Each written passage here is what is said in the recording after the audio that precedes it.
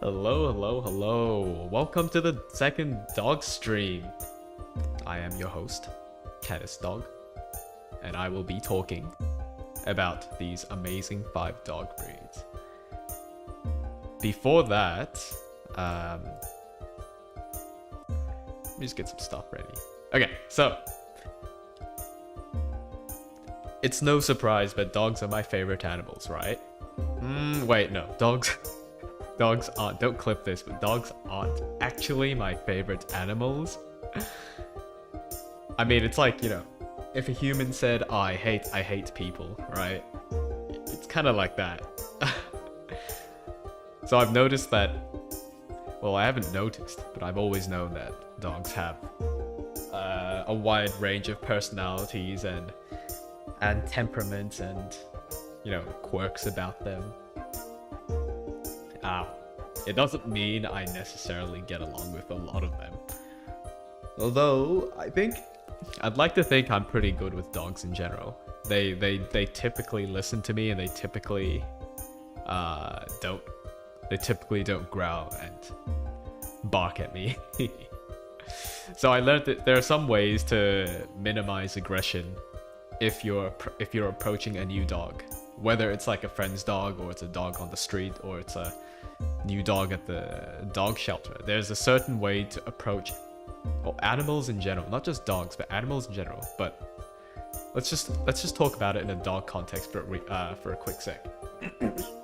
So, some of you might be aware that I used to be, when I was still in pupper school, in dog school, I used to be a what's it called? Like a student vet. So I used to study vet med, and they would tell you a lot of things about dogs, right? Before that, just make sure everything's ready. Got my notes. Yes. So PSA, when there's a new dog that you've never seen before, or a dog that they've never seen you before, the way to approach them is you have to get as low as possible. You've got to like crouch. You've got to do a crab walk basically, right? Get really low, because the taller you are, the more intimidating you look, and dogs don't like that. If you look intimidating, they'll bark and think you're a threat. Oh, hey, Onecha. Fluffy doesn't have much meat. Fluffy has some meat. We'll get into that later. It's not a dog, it's a lion cub. Let me get into what this dog is in a quick sec. So, the way to approach a dog safely, right? You've got to get low. You basically got to be kneeling. Not kneeling, but like squatting, I guess. And if you have to get close to them for any reason, you don't face the dog face on. You have to turn to your side and walk sideways. So you're crouching, you're turning you sideways, and you're sidestepping really, really slowly towards the dog. Okay? And this dog is like not feeling so intimidated anymore, because you're not and you don't look at the dog in the eyes. If you look at any animal in the eye, it's like an issue of challenge. It's like you're telling them, I'm gonna fight you. Look at me, I'll kill ya. So don't look at a suspicious dog in the eyes. You've gotta look away. Don't make sudden movements. Don't like be like don't raise your voice. Use a high-pitched voice when you talk to them. So if you're gonna talk like this to a dog, they kind of feel threatened. You don't talk in a low-pitched voice to a suspicious dog. What else is there? Yeah. Oh. Don't reach out to touch a dog. Don't just like reach out. You know how a lot of people, when they see a dog for a first time, even if it's a friend's dog, they'll be like, oh, what a cute pupper. They'll reach out their hands and be like trying to ruffle the dog's head. And sometimes the dog just like takes a chunk of their finger off. Or how would you feel if some big ass alien gorilla ape alien who didn't speak your language came up to you and started trying to touch your head? You'd be scared shitless, right? So you gotta let let your hand down. You gotta let the dog sniff your hand. Let him know that you're a friendly human, right? And then you can pet the dog slowly, not on the head, but maybe below the chin. What if that's my intention? I challenge this canine trial of combat. Yeah, then I hope you're ready for a fight, because some dogs are really good at fighting. Let's get into that. So today for our dog talk, I prepared 5 dog breeds, and I'll go in order. Hold on, let me get some water. I have 5 breeds here. I've got the Chow Chow. These are all requested on my Twitter, by the way. So I've got the Chow Chow, the Chinese Chow Chow. I didn't know this was their name. This is the Chow Chow, by the way. And after that, we'll talk about the Dalmatian. And then we'll talk about the Akita and Shiba Inu. And then we'll talk about what's after that? The German Spitz. So I said I didn't get much research done about the Spitz. They're kind of niche. They're like a really specific breed. Somebody suggested German Spitz. I'm not sure why. I guess they're cute. They get confused with the Finnish Spitz as well. The Finnish Spitz looks a lot like the German Spitz, but I guess there's some small differences. What happens if I suplex a dog? You'll probably go to jail. A human jail. Well, you wouldn't go to jail. You'd get fined a lot of money. I guess it depends where you are. Hey, what are the laws of like animal abuse or neglect in your countries? So in Australia, if you're convicted of animal abuse or neglect,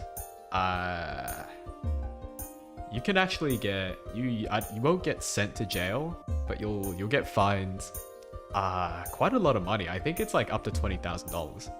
So yeah, they kind of take it a bit seriously here. Oh, also, this is not about dogs, but fun fact, Australia. So everybody knows that, a lot of people know that, Australia has really good beef, right? And as a vet pup, I once was, we had to do a lot of work about talking about and researching about cattle, about beef, because that's Australia's main export in terms of the livestock market. So Australia doesn't export beef unless the importing country has like a verified and Australian inspected slaughterhouse. So you can't just buy Australian beef and slaughter it anywhere you like. You have to buy Australian beef, and you have to kill the cattle in a really specific way. And that's just like, that's just what Australia does. They don't like to sell their cattle to countries that so for example, Indonesia used to have this. Traditionally, Indonesia buys a lot of beef from Australia, and they would kill their cows by taking it to this really bloody and dirty it's called an abattoir. Abattoir is like a place where they slaughter animals for food, right? They'll take the cow to the abattoir, right? You see pictures of this, and they get this really rusty and chipped knife because they can't be bothered sharpening it, and they just like hack away and saw at the cattle's throats until they die. And so Australia was like, nah, we don't like that. We're not gonna sell any more cattle to you. So for like 2 years or something, it was illegal to sell cow to Indonesia. Yeah, really interesting. So, might you not know, indoor dog aren't as delicious as an outdoor dog? I wonder what the difference is. It's kind of like the difference between free-range chicken. Have you guys had free-range chicken and caged chicken? Or at least free-range egg and caged egg? You know how free-range, you pay a bit more and the egg's usually a little bit smaller, and they have this funky like light color to it. I never really understood what the difference. I never really, I don't think there's a taste difference. There might be a difference with the the flavor of the yolk. I feel like the yolk, because I like to eat my eggs raw. Not fully raw, but like the yolk raw. It doesn't... I feel like the yolk flavor can be really different between different, just eggs in general. So maybe a free-range egg's yolk would taste different to me, but I think generally they're the same between that. Same way like an indoor dog and an outdoor dog might taste different. If we're really talking about eating dogs, an outdoor dog would probably taste leaner and less fatty. Yeah. Okay. So some cultures eat dog. I think we all know that. We would challenge you to a trial of combat. Yeah, fight me. I'll fight you. I'll fight you tooth and claw and sword. You can't win. I'm bred to fight. So now you can tell the dog you're eating is into it by texture of fat and meat. Yeah. So like, yeah, like I just mentioned. Yeah. The texture. I'm not sure about the texture. Apparently, if an animal exercises a lot, right, their meat becomes really tough. Well, partly because it's less fat, but because the muscle fiber is so tough and so thick, right? It's like it's not tender at all. It's a dog eat dog word. That'd be. Okay, let's get to the chow chows. So guys, this is a chow chow. Ever seen one before? It's an ancient breed with the face of a flattened lion. Look at that thing. Look at that gaze. So the chow chow has like this killer mane. You can see its marvelous mane. Makes anyone's knees quiver like jelly, right? And apparently there are records of this dog existing since 2,000 to 3,000 years ago. In the form of texts where people doodled Chow Chow like doggles on text. So you know, like a long time ago, like people used these crappy scroll papers that's really flimsy. Yeah, so apparently 2,000, 3,000 years ago, people found records of these scripts with pictures of Chow Chows on it. So no, it's not a chin chin, guys. I know what a chin chin is. It's not a chin chin, guys. This thing is big, okay? It's not a chin chin. It's like a massive chin chin. The Chow Chows are thought to be a mix of the Tibetan Mastiff and Samoyed. I can see the Samoyed resemblance in its coat color, but really, there's like nobody's really sure about where Chow Chows came from. They're predominantly bred and common in China, though. So that's after the Mongolians brought them into the country, and then Tibet kept a lot of them in the monasteries. That's a Chow Chow. Though in China they're used a lot as working dogs. So I found out the Chow Chow, right? They're used as sled dogs. They're used as guard dogs, hunting dogs, herding dogs, and they're really trainable. So they can do like almost everything. They were so good that apparently once some Chinese emperor owned like 5,000 Chow Chows, and he had like 10,000 people to play with and hunt those 500 Chow Chows. It's pretty. I don't know how anyone could keep 5,000 dogs. That's pretty damn crazy.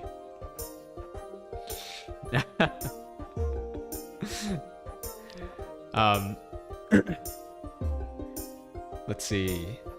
Oh, also the Chow Chow. So this dog is called the Chow Chow, but it has a name. It has a real name in Chinese. I'm not sure how the pronunciation is. It's like Song Shi Chuan, I think, which means puffy lion dog in Chinese. And the name Chow Chow comes from like a long time ago when Western people came to trade with China. They had like, those Western merchants. They don't really speak Chinese, so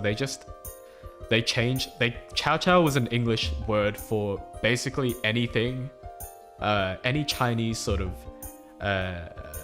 goods, any Chinese merchandise. They just called everything like, boxes and like porcelain and plates and silk, and all these various cultural goods. They just called everything Chow Chow. So the dog was also an import, and they called the dog a Chow Chow as well. So I guess, everybody calls his dog a Chow Chow now. It's a shame. It's a lion dog, Sinek. Yes, it is a lion dog. Puffy lion dog. I didn't say it wasn't. I said it was a puffy lion dog.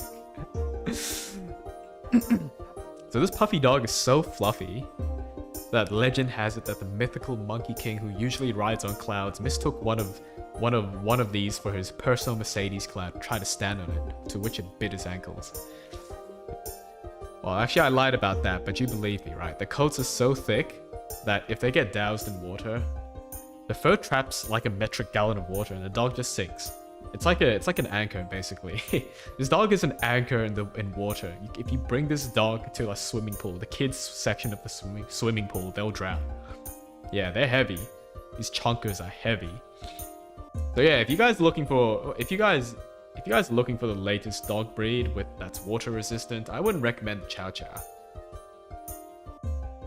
And yeah, no, Ne-chan, I guess Chow Chow is sort of like a... don't know if I'd call it a racist word. I'd call it like a...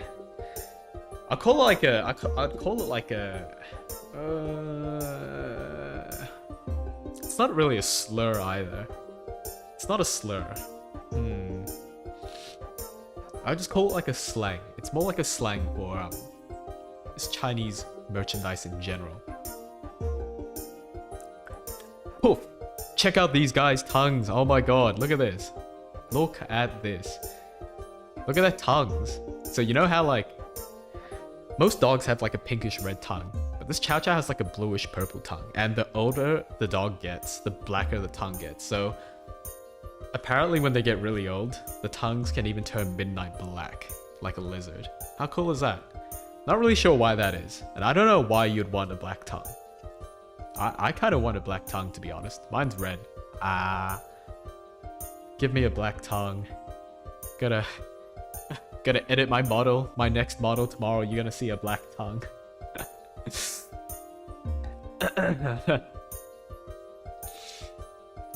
So yeah, the Chow Chow, pretty cool breed. Boom, I gave it stats. Check it out. Get out of the way, Kenneth. There we go. So overall, I made up the stat. I gave every dog I'm reviewing a stat, right? And the stats, as you can see, bulk power. That's how strong and intimidating their bulks are. Friendly, how friendly the dog is in general to both other dogs and strangers and humans. And protect is a stat of how good they would be if your life depended on them protecting you. And speed is just how fast they can teleport. And independence is independence. Bork power. What up, Nim? You came at a good time. You came at a really good time. This Chow Chow is like a half breed between a Samoyed and a Tibetan Mastiff. Kind of like your dog, in a sense. Can you ride it? They're not that big. I think they're more chunky than big. So yeah.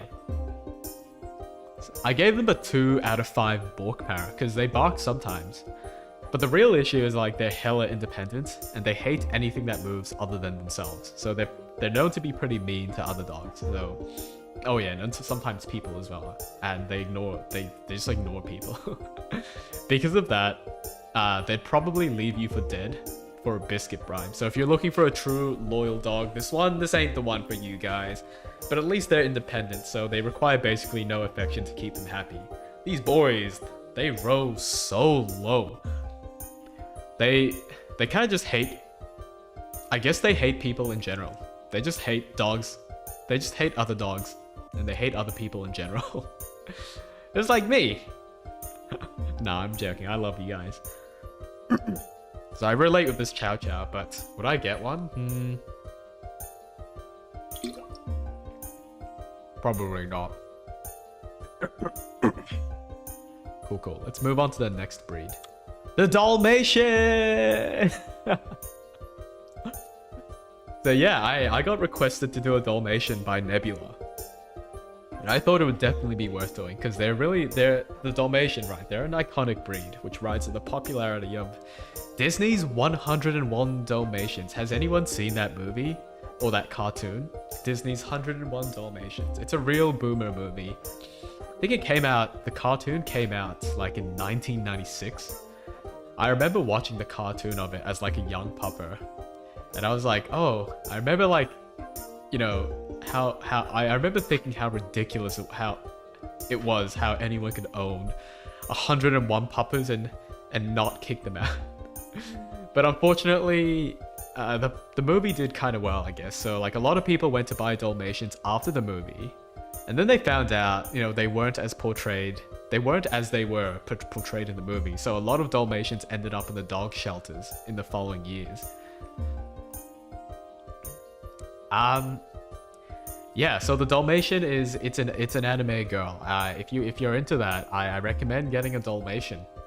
They're pretty cool. They're pretty cool dogs. They're total. They have high energy, right? These Dalmatians, literal fuzzballs of energy. They're total goofballs as well, and really intelligent. And so they're easy to train. I really love this breed because they don't shed or drool. If you look at this Dalmatian in the picture, do you see any semblance of drooling? Do you see any possibility this dog could shed? I don't think so. This dog does not shed or drool. Has anyone ever walked into a house shared by like a husky or another really very long coated dog in the summer, or like a lab like me? And then you take a seat on the carpet or the sofa, and then you walk out with an ass full of dog grass. Yeah, well, if you had a Dalmatian, that wouldn't be the problem. They've got a really short coat, and it handles itself just fine. Doesn't require much brushing, or cleaning really, or much grooming at all. They're just self-sustaining jewels. So, mysteriously, like many breeds, nobody really knows where the Dalmatian came from. I guess some evil like caveman scientist was mixing bags of good boy and independent boy in his lab, but then he slipped and added too much good boy with a spot of independent boy, and then there was an explosion in the Stone Age lab, and boom, the Dalmatian was born. That's how I like to think of it. So they weren't bred for any specific purpose. Their purpose is just everything. They're so malleable in training because they're so intelligent. So because of that, people have raised them as sporting dogs, bird hunting and retrieving dogs, you know, trail sniffers for boar hunters, and they retrieve boars as well. That's really cool. It's useful because I can just go into my backyard, kill a boar, and hunt them and retrieve them back, right? Very, very practical dogs. I highly recommend. Their memory is also really good. So if they bury a bone somewhere in the backyard, they know where it is. They know where every single bone is. They could probably recite pi to a couple more numbers in my credit card. So these Dalmatians, right? If you're looking for a really trainable and good boy, full of energy, affectionate, highly recommended. I'm not actually sure why people like left them to the pounds after the movie. Maybe it's because they're pretty high. They need attention, that's for sure. They need attention. You can't leave these dogs alone for too long. They get lonely kind of quickly. So yeah, so I guess people buy dogs and they kind of think, oh, I can maybe every dog's the same. We can just leave the dog in the backyard and it's all Gucci. Until the dog starts destroying the backyard or becoming really like aggressive or really vocal and starts barking at every given moment. That's sort of when you have a problem. It means you haven't socialized or raised the dog properly. Like me, I'm a pretty I don't think I'm a very vocal dog. I think I'm a pretty chill dog. You know, I don't bark in the middle of the night. I may be barking now, but nobody hears me. So I have a neighbor. My neighbor is a German Shepherd, and every 7:30 a.m. I sleep at 8 a.m. right? Every 7:30 a.m. when this dog starts barking, I don't know what he's barking at, but he barks at 7:30 a.m. every bloody morning, and he's become like my reverse alarm clock. Okay, when I hear the German Shepherd bark next door, I'm like, oh yeah, it's time to sleep. Lo-fi dog. Lo-fi dog. Oh yeah. Speaking of lo-fi, I had some music. I had some totally not copyright music that I had lined up. Behold! Lo-fi dog.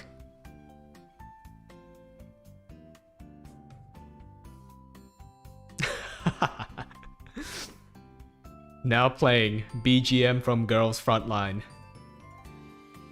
Bum bum bum. This is the music you hear before you do those cursed gacha rolls. The song makes my paws sweaty, my knees weak and heavy. Many a gacha roll has been lost to this music. Hey Kat, hello, welcome to the stream. Nice to have you here. So I was talking about Dalmatians, right? And oh, one really cool fact about the Dalmatian. They have spots literally everywhere. And when they're born as these plain white pallets with red noses. They're like these little goofballs with pink noses. But when they grow older, a spot pops out for every good deed they've done in their lives. So the more spots a Dalmatian has, the more good deeds they've done in their lives. So look out for that. Spots can appear on any part of their body. So if you open a Dalmatian's mouth and look at the roof of their mouth, hold on, I think I've got a picture. Look at that. If you look at the roof of a Dalmatian's mouth, they have spots there too. How cool is that? It's like a tattoo, but free. I want an edgy skull-shaped spot under my mouth. That'd be so cool. Shopping market BGM. It's true. It's true. You shop for skins in the game, and you get shit all. You get a stool for rolling the gacha furniture. I've got a music box that plays this BGM. So yeah, let's get to the stats of Dalmatian. Wow! Dalmatian stats. I gave him a 2 for bark power. Dalmatians don't bark that much. They hardly ever bark, actually. I guess that's why I called them such good boys. The protect stat is kind of low as well, because they're moderately friendly. They're pretty friendly to other dogs. They're pretty friendly to strangers. Not super, but, you know, fairly friendly. They tend to not be too defensive towards aggressive-looking people and dogs in general. So yeah, if you're looking for a guard dog, I would not recommend a Dalmatian. But hey, at least they're super friendly and affectionate. 5 stars for friendly, for sure.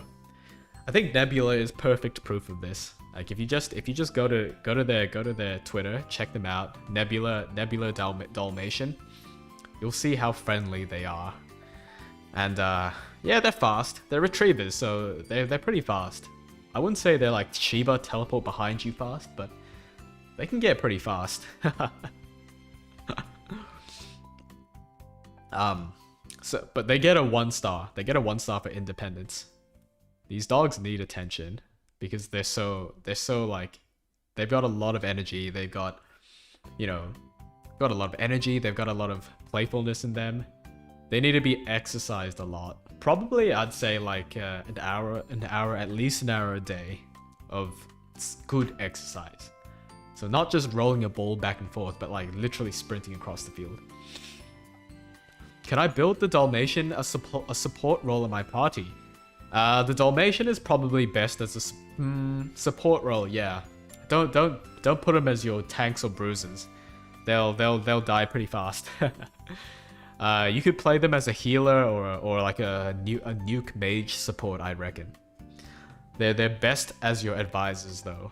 If you need some sort of int-based hero, go with the Dalmatian. They're smart. They're really smart. If you need help with your maths homework, go with the Dalmatian. If you need good company, good vibes, go with the Dalmatian. Good dogs in general. I don't see many Dalmatians around this area, actually. I see a lot of labs. A lot of people own labs. For a good reason. Because I am the best lab there is in existence. They see me and they be like, I want one of them. I want one of them labs. One of them beige labs. I saw a beige lab the other day coming home from the shops. And every time I see a lab, I've got to get a good look. No joke. Like but I don't want the owner to look at me and be like, why are you looking at my dog like that? So every time I walk past a dog, a lab anyway, I give it the side eye or like, gee, I try not to move my head so the owner doesn't get sus and look at me and realize that I'm looking at his dog. Like give it the side eye, and when I pass them, I look back, like turn my head. Well, let me get a good look at that lab. I have a German Shepherd. Oh, do you? Cool, cool. Are they really loud? I had a couple. No, I didn't have a German Shepherd. I had a couple of friends that had German Shepherds. They smell. Maybe it's because they kept them as outdoor dogs. German Shepherds, they smell a bit, don't they? They're good dogs though. Shed a lot, I think. They look really nice. I like German Shepherds. They're a bit needy sometimes though, so sometimes if you leave them out for too long, they get quite vocal. Hey, Yumeko, hey, welcome to the channel. Which dog did you come here for? Oh, well, which dog did you come here for? I was just about to wrap up on the Dalmatian. If you know Nebula Dalmatian, check them out on Twitter. Really cool Dalmatian. I recommend it. Oh, there's another dog tuber that I wanted to shout out to. When I get there, I'll let you guys know. Hey, Tamer of Lollies. Hey, welcome. Any dogs? I love dogs. Kawaii. I know, right? Kawaii. So I think I'm kind of dog cis. I'm really dog cis actually. I really like labs. And dachshunds. What else is there? I kind of like huskies, I guess. But I don't like small dogs, like chihuahuas and spitz in general, and pugs. I'm not a big fan of small dogs. I don't like small dogs. They just look so weedy and weak. Like, what is this dog supposed to do if it was out there in the wild and it had to fend for itself? It'd just be like hopeless, basically. I think if the world turned to shit tomorrow and suddenly all the humans disappeared from the world, the first dog breed to die out would probably be the small dogs. Shrimp dog. Yeah, dogs are good, guys. Get a dog. Get a dog if you can. Get 2. 3 if you're really daring. It'll make your lives much more enjoyable. This dog has to beat me up before it can be my pet. Exactly. You see this sword right here? I'll draw it and I'll duel you, and then I can even consider becoming your pet. Omae wa mou shindeiru. Nani? Okay. Anyway, next. Akita Inu. I bet you guys looked at this photo and you thought, hey, look, it's a sheep. Well, you can be forgiven for that. You know, Akita Inus, I was really confused for a long time. Like, what's the difference between an Akita and a Shiba Inu? And I saw the pictures and I opened this dog guide book a long time ago, and it's like Akita Inu, related to the Shiba Inu. And I looked up the Shiba Inu in the same book, and it was like the same bloody dog. I was like, huh? Akita Inu. I'm good with 1 dog in the party. I'd have 2. I want 2 dogs in my party. It's not a sheep. Yes, how can you tell it's not a sheep? It's the size, guys. Look at those long, elegant, sexy legs. This dog is a contender for the next Vogue magazine. You could put fishnet stockings on this dog and high heels and it'd look dashing because it's got such long, slender legs. Hey, Shihai. Caught me at a good time talking about dogs and fishnets and high heels. Elegant puppers, these guys. Akita Inu. The tail. Yes. Sometimes, I guess. I guess Shibas have like this curly, fluffy tail. I think the Akita's tail is a bit longer, so it's a bit more straight compared to the Shibs. It doesn't look like a curling ball either. So yeah, the Akita Inu is from the Akita prefecture in Japan. I was really interested. I was really obsessed actually with the Akitan dialect when I was in Japan. So I was in Japan for 2 years. I was really trying to learn Japanese, and I was working there as well. I was working as like a seeing eye dog in Japan, right? And then I visited Akita prefecture. it was so cold. A fun fact about the Akita prefecture: they have this strain of rice made in Akita. It's a strain of rice is called the Akita Komachi, and it's the first or the second most expensive rice strain you can get in Japan. And I only ate.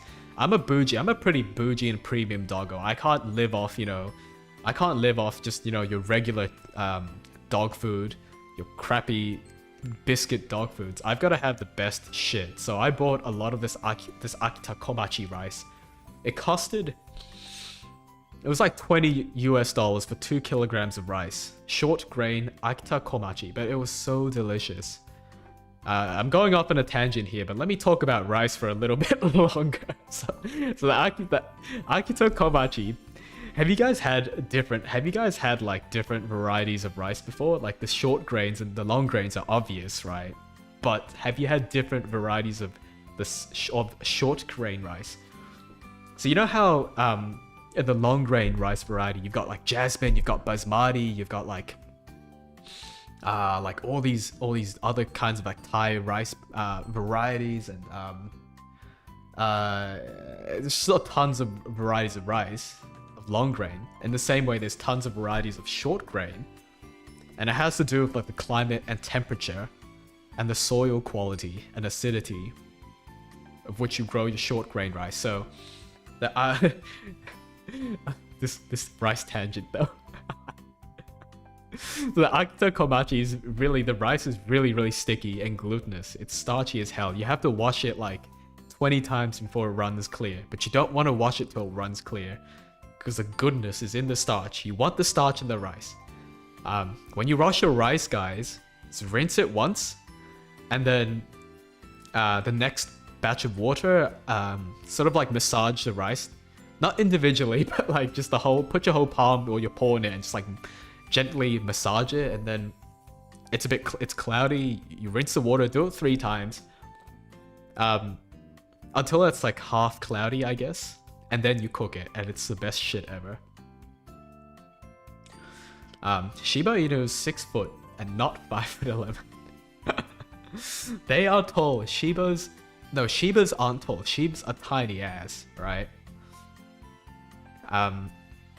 A Cavalier King Charles Spaniel is a dog breed. Never knew that before. Oh, fun fact. The King Charles Cavalier Spaniel is Coroner's dog. Coroner is a King Charles Cavalier Spaniel. Fun fact. I thought she was a lab because I looked at her ears and I'm like, only labs have that kind of shape. But I guess not. She's not a lab, sadly. Otherwise, I would have shrimped so hard for Coroner. Each grain deserves the same amount of love. It's true. Show every grain the same love as you would your children. Okay, back to the story. So,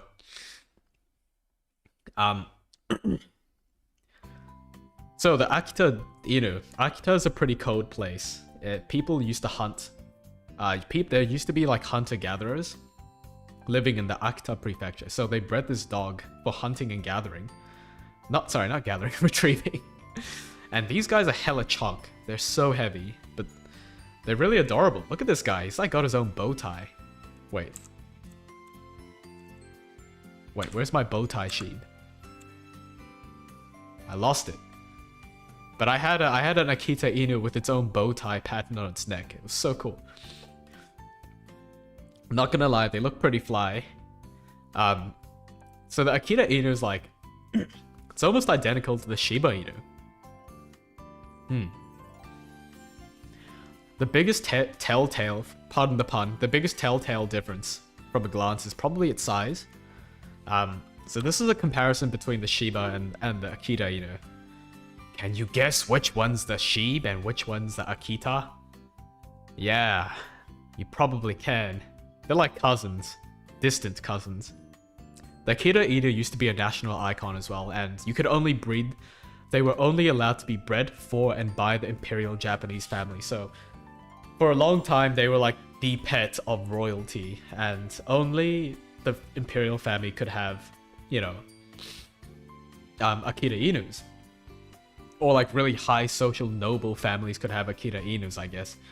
Basically, Akita Inus were treated like you know, they were treated like kings. They had a higher social status than peasants did, probably, and they were almost seen as like divine family members. Yeah, the imperial family really liked their Akita Inus. Are you implying there's a dog breed that can gather for you?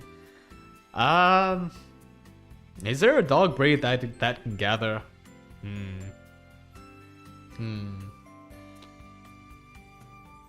Maybe. I'm not sure.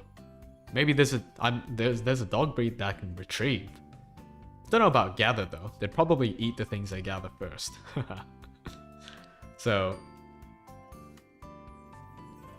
sorry, I need to clear my nose. Nose getting blocked.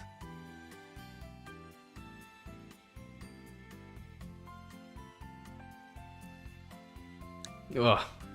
All right. Water.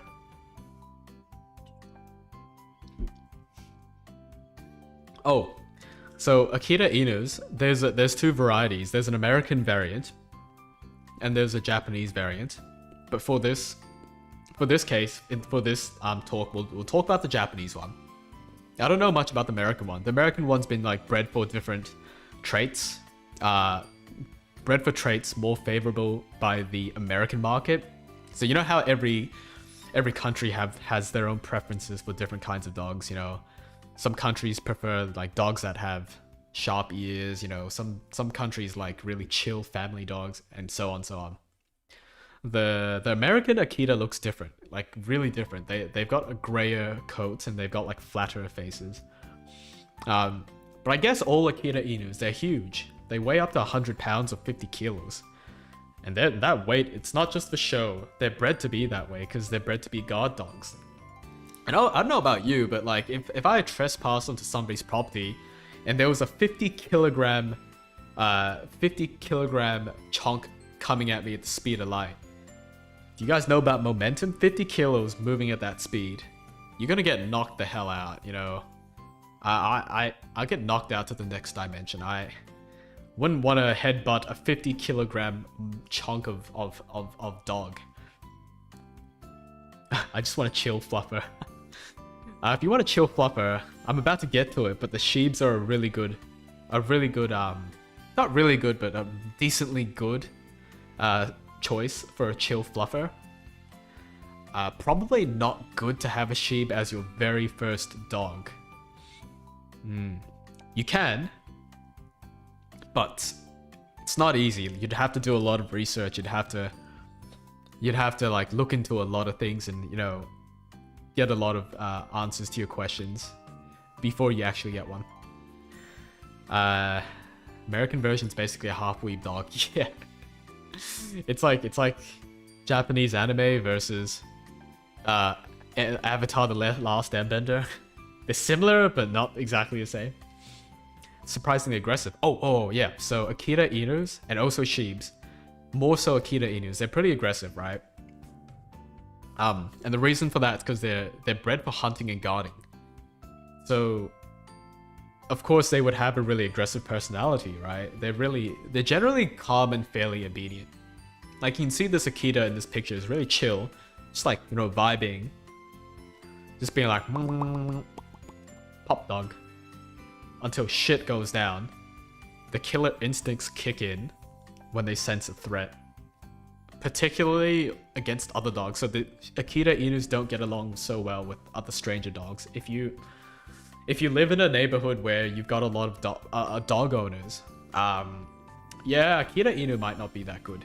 Also, if you live in a household with other small pets like lizards, snakes, rats, guinea pigs, hamsters, the Akita Inu instinctively sees animals smaller than themselves as prey.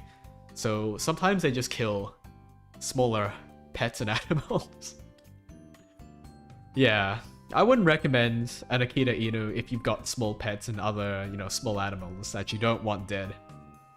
Kittens as well, maybe cats. Don't get a Akita Inu if you have a cat, or vice versa. Otherwise, you know, yeah, you're gonna wake up to a puddle of mess one morning. That's not gonna be great. Yeah. Interestingly, like, they're really aggressive against other dogs, but other humans don't set them off as easily as dogs do. Well, either way, you know, you've gotta keep Akita Inus on the leash. They don't walk Akitas without leashes. They'll just like go after other things and kill them, and leave a trail of blood behind them. Yeah, these Akitas are great though. I love them because of their intensely yandere possessive nature. They want to defend everything. They've got this instinct to defend everything: their food, their home, their owner, their space, their people, their countrymen. You know, they want to defend everything. Everything belongs to the Akita Inu. Any smaller animal is gonna be seen as prey, and they're gonna defend everything against everything else.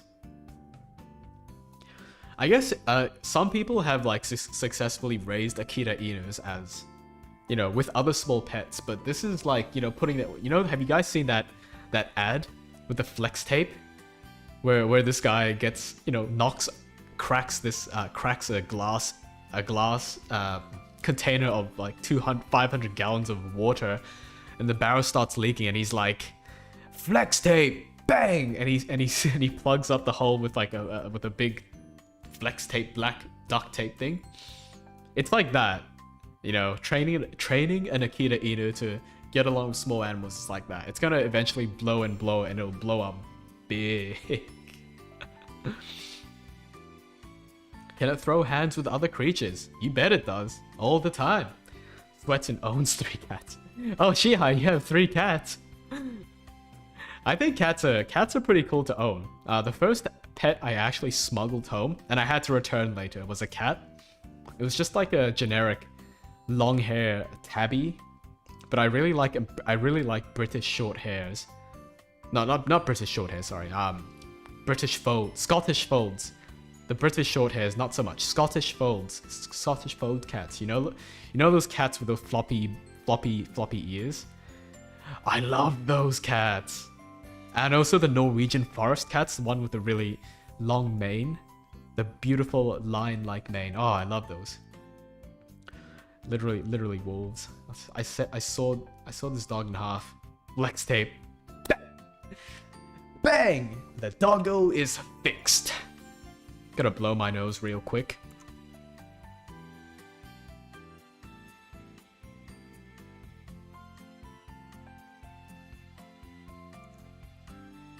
Okay. Water.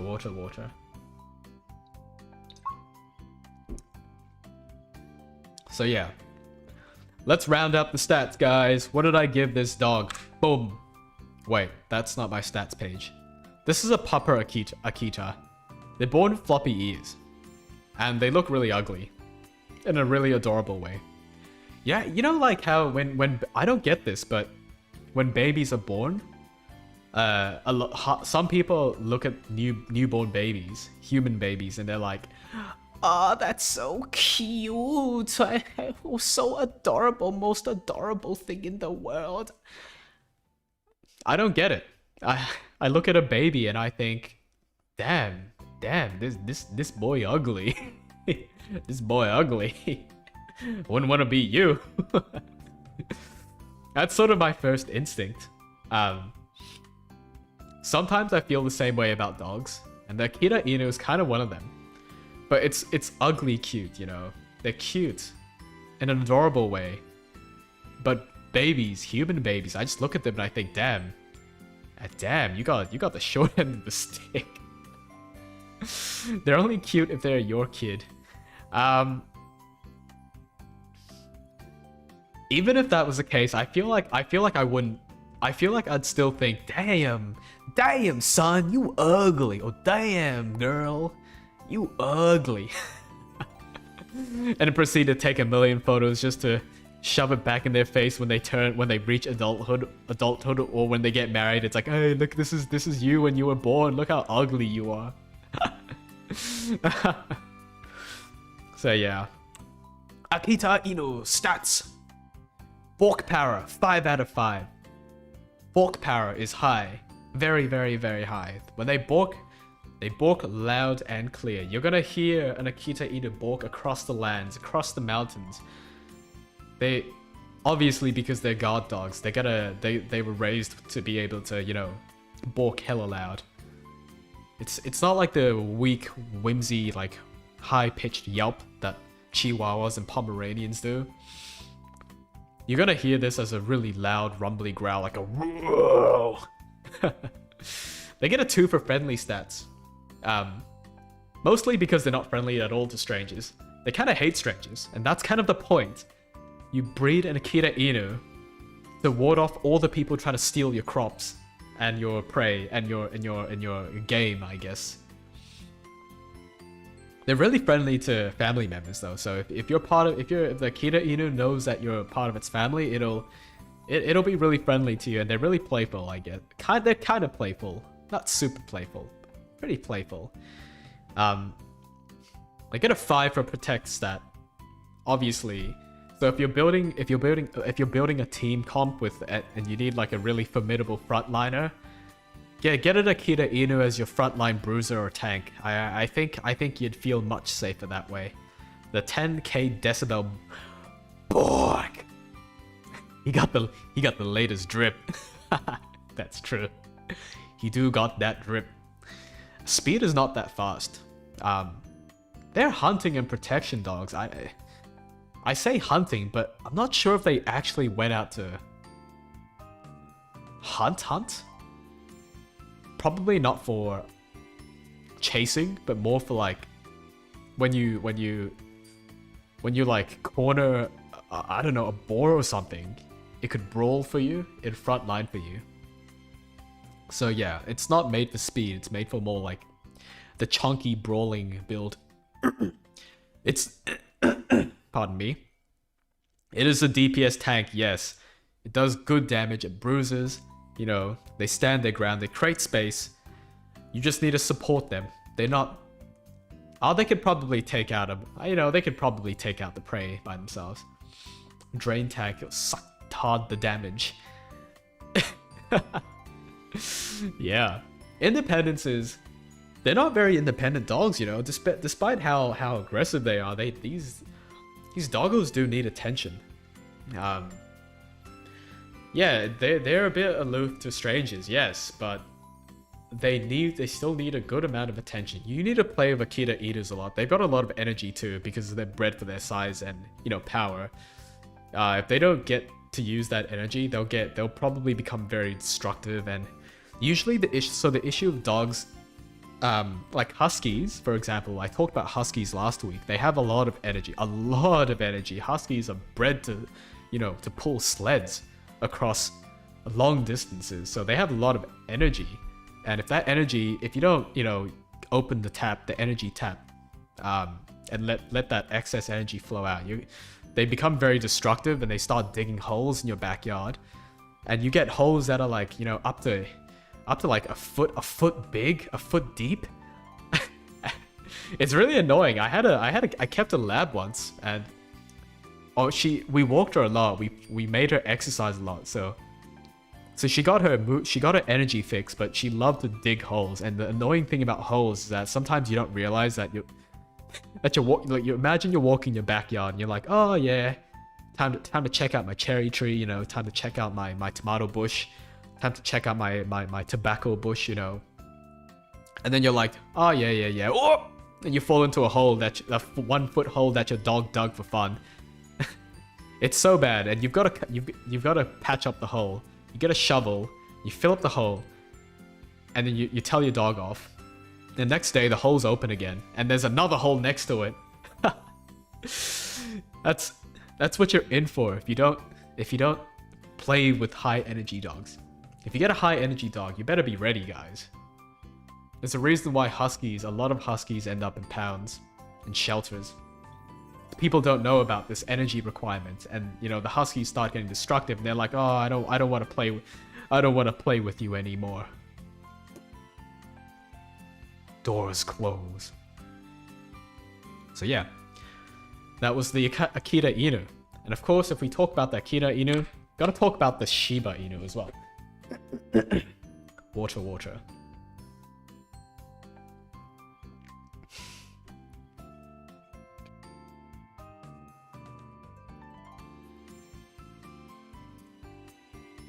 Shiba doggo, Shiba doggo. I might as well use like the same images for the shibas as I did of the akitas. They look pretty much the same. Number one difference is obviously the legs. You see how these dogs are much shorter. Their legs are, look at that. It's like a tiny chicken winglet, chicken drumstick winglet. Compared to this long, slender, sexy leg. Fishnet leg dog versus stubby chicken leg feet Shiba. Yep. I know which one I'm gonna hire for the fashion catwalk. Dog on a catwalk. Yeah. I found Shiba pics anyway though, because I take the dog talk sessions really seriously. I gotta do it properly. So these are Shibs. They come in different coat colors. I don't think the Akita Inu has this coat color. Shibs come in black, or I almost said black or white, but that's not quite true. No, they do come. They come in. Yeah, they do. You can get a pure white sheep. You can't get a pure black sheep. I'm pretty sure sheeps. Look, I'm not 100% sure. I feel like a full black sheep does exist, but the majority of dark coated sheeps come with patterns. Like you can see this angel wing pattern on its chest. Yeah, you'll get patterns like that. Otherwise, they come as a white marshmallow, or toasted marshmallow, or burnt marshmallow. Take your pick, guys. So, really cool thing about the sheep is that they're the world's most memed breed. Wow, very impressed. It's similar to the issue with the 101 Dalmatians. So, you know, after the dog meme came out, too many people across the world, in Australia as well, they went out to get a Shiba after the dog meme exploded back in the late 2000s. And then, you know, suddenly, a couple of months or even years later, you know, people started realizing, you know, sheeps are even harder to keep, and they have their own pot of issues than the Dalmatian. So a lot of sheeps ended up in pounds. It's really sad. Really sad thing about pounds here in Australia is dogs get kept for 4 weeks, sometimes less. It depends how busy, how many dogs end up in the shed. But the more populated a city is, the more dogs get put into sheds, into shelters. And because there's not enough space, dogs get put down quicker in busy cities. So if you get a dog, like a lot of people do put them in pounds if they don't want the dog anymore. But that's really sad. Like I feel really sad when I see these dogs, you know, just sitting there waiting. They're on death row basically, right? Unless they're really lucky and given a second chance. For that reason, I don't really support pet shops, guys. Pet shops, a lot of pet shops, they're just businesses. They're not really bound. They're not bound by many regulations. Some countries have regulations as to how many pets you can keep, how many pets you can sell, and the condition to which you can keep the pets in the pet store. But not every country is like that. A lot of people. So one issue I saw in Japan. When I lived in Japan, people in Australia they're pretty conscious about the whole animal cruelty thing. But in Japan, well, I guess in most parts of East Asia, people still see dogs as, you know, as animals. They don't treat them like family members like we do in the West. So as a consequence, you get pet shops. You get a lot of pet shops in Japan.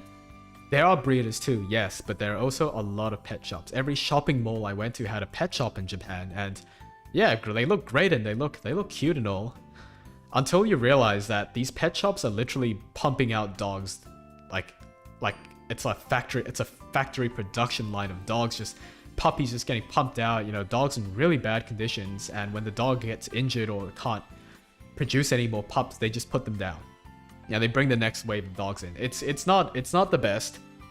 Not many people tend to get dogs in Japan. A lot of people go for cats precisely because cats are more, lower maintenance. They don't require as much space. Dogs need to run around. Cats, not so much. A lot of people live in apartments in Japan, or if they live in the countryside like I did, they still keep cats.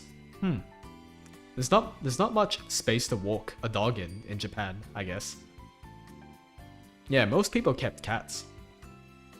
Not that there's anything wrong with that. Water. Yeah. So, cats. Not that there's anything wrong with keeping cats, just that it just depends where you are, I guess. Some people prefer to have, different pets because it suits their lifestyle. But yeah, these sheeps are so sassy. They've got such a stubborn and sharp personality. Like, they don't give a shit about anything. Look at their face. Tell me if that's a face that's of a loyal, caring dog. I don't think so. I know dogs. These dogs don't look loyal at all. They are so sassy. But before that, let's talk about their history. So sheeps were apparently they're a type of Spitz. Yeah, they're a type of Spitz, and they were brought to Japan apparently 9,000 years ago. I didn't even know mankind existed 9,000 years ago. Nah, I did, but like, to think sheeps are that old, I thought they were more recent than that. But there are records of sheeps in the 7th century, records of breeding efforts, and like pedigree charts, kinda, I guess, recorded by the imperial family in Japan back in the 7th century. So that's a long time ago, and they were trying to preserve the breed status and heritage. They were trying to like keep the bloodline as pure as possible. So that was that, until in World War II a lot of houses were bombed, and this made living conditions quite difficult to put up with for the poor sheep. So shibas almost went extinct after World War II. Did you guys know shibas almost went extinct after World War II? Too many bombs, guys. Too many bombs. And the government had to plan out, they had to go out of their way and plan out a breeding program to make sure the sheep didn't go extinct. So they've recovered since, but a lot of them died after World War II. Because they just, the living conditions just weren't good enough, and people didn't have money they had hardly any food to feed themselves, so not many people kept dogs. But yeah, they like the Akita Inu, sheeps have pretty thick coats. This image I have here is a really handsome young sheep, freshly molted coat. They look funny when you bathe them, by the way. They become these sad, thin skeleton frames. And since Japan is hella humid and hot in summer, they've adapted to shed all that weight and fur off them. Get a huge broom on the way back from the breeders along with that dog brush. I reckon you'll need it. So, fun fact about sheep is that they look deceptively large. But they're notorious, because of that, they're notorious for being able to slide between rails and gates. These guys are escape artists, like the huskies. Many an owner have been surprised by the gates that their sheep never seem to go through until the ice cream delivery truck comes and they're like, ooh, ice cream, they chase the truck, and they squeeze through the gates that they've always stared at, and you're just like, huh? Since when? So make sure your gates are dog-proof or sheep-proof, because these sheeps can fit through. They're good at escaping. They're small. They can contort their bodies. Some people say the sheeps are kind of like a cat hybrid, So I was saying they were sassy before. They're also really independent. That's the cat part in them. They've got this bold, daring personality, like they'll challenge you with just about anything. They do come, I guess the dog part is they come with some balk and playfulness, but they're also hella stubborn. So you guys have seen those images of Shiba's been taken for a walk and then they just pull back the leash and their face gets all squished like, eh. Yeah, If a sheep doesn't want to walk, they'll stop. They won't walk. Be prepared to bring a bag with you when you walk a sheep if you take the long way around the neighborhood with a sheep. Because if they stop walking, they'll stop walking and you can't make them walk.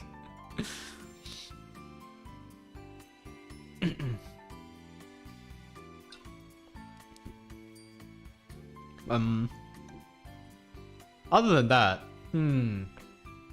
they're a lot like the Akita Inu, you know. They're possessive as hell. They'll guard anything with their tiny little chibi frame, so in that sense, they're as good as family pets. They're really playful. They're fun to play with, and they love their owners. But if you own other dogs, or if your area has a lot of other dogs, might want to be extra careful with taking them out. They fight. They like to fight other dogs. Or get really aggressive. I swear there's a thing with dog size and aggression. Like there's probably a graph somewhere telling you the smaller the dog, the bigger they think they are. I've never seen a lab want to fight as badly as like a tin tack thin ass chihuahua. I've seen sheeps try to fight like dogs 5 times their size. They're all bark though. I don't know how well they actually fight. Not as well as me, obviously. I have a sword. No dog fights as good as I do. Roll, roll, roll, roll, roll. So, stats time. Here's the sheep. I gave them 4 out of 5 for bork power. They bork. They bork loud. They bork a lot. They bork anywhere, anytime. That's probably coming from their close relatedness to the Akita Inu. That protective, you know, that protective feel. It's a 5k decibel bork. Not too loud, pretty loud. If you guys have seen sheeps, upset sheeps, they can get pretty vocal. Their borks are kind of deep as well. It's not like for their size you'd expect like a row row row, but it's more like a row row row row row row row row row. Not quite that low, but somewhere around there. I guess they're a tad bit more chill than Akita Inus. So Akita Inus get 5 for bulk power, but I'd give 4 for the Shiba. Just a little bit less. Just a little bit less. They balk about the same, to the same extent though. Just about. But yeah, they're pretty possessive and aggressive. So that trait, I give them a 1 on the friendly. Although it should really be 1.5 or 2. Since they love playing with their owners. They're good family pets. I give them that. They're good family pets. They're not the easiest to raise because of their stubbornness and their unique personality traits. Their cat-like personality traits, and the more possessive a dog is, or the more aggressive they are, the more on the ball you have to be. Pardon the pun. The more on the ball you've got to be of their training and socialization. So dogs are a lot like children. You know, if you grow up, you know, if a human child grows up in a household where they never get validation, like the parents never say, "Oh, who's a good boy?" Like, who's a good human boy? Who's a good boy? You were a really good girl today, or like, "Oh, you did really well." If they don't get enough validation at a young age, they grow up to really seek that validation, or they grow up with really low self-esteem. In the same way how, like, if a pupper doesn't get socialized at a young age, so imagine keeping a child in your basement, and this child never has the chance to go talk and make friends and socialize outside, and then when they finally emerge from the basement with long oily hair, you know, at 20 years of age, they don't know how to talk to people. They're just like, you know, they act all defensive and aggressive, and they're so scared and confused, and they can't socialize. It's the same with dogs. You have to do a good job as a pet owner. You've got to socialize your dogs at a young age, and that means exposing them to other people and other dogs, so they know that other people and other dogs they're just friends. They're not enemies. And doing this at an early age and doing it regularly, taking them to the dog park, letting them interact with other people will help a lot for their training in later life. And dogs that have been socialized, you can tell between a dog that's been socialized well and raised well by a human owner, a keeper, and a dog that hasn't, is that a dog that hasn't will be really aggressive and bark and growl at just about anyone. And it's not good, because sometimes those dogs, they get, some countries like to say that, say they destroy the dogs. By that they mean they just put down the dogs. But some countries, by law, if a dog, is known to harm people or is not like a safe breed. You see, that's another thing I wanted to talk about. So in the US, there is also in Australia, and I guess other countries, a lot of other countries in the world, there's a list of dog breeds. And in this list, these dog breeds are classified as dangerous dog breeds, and they're illegal to breed and own and bring into the country. Just off the top of my head, I don't know any, like, if I type in Australian illegal dog breeds, it's probably gonna be like, yeah, pit bull terrier breeds, American pit bull terriers, the Japanese Tosa is illegal. What the? Huh. Interesting. I did not know that. I thought the Tosa was just like the Shib and the Akita. They're. Oh, interesting. I need to clear my nose again.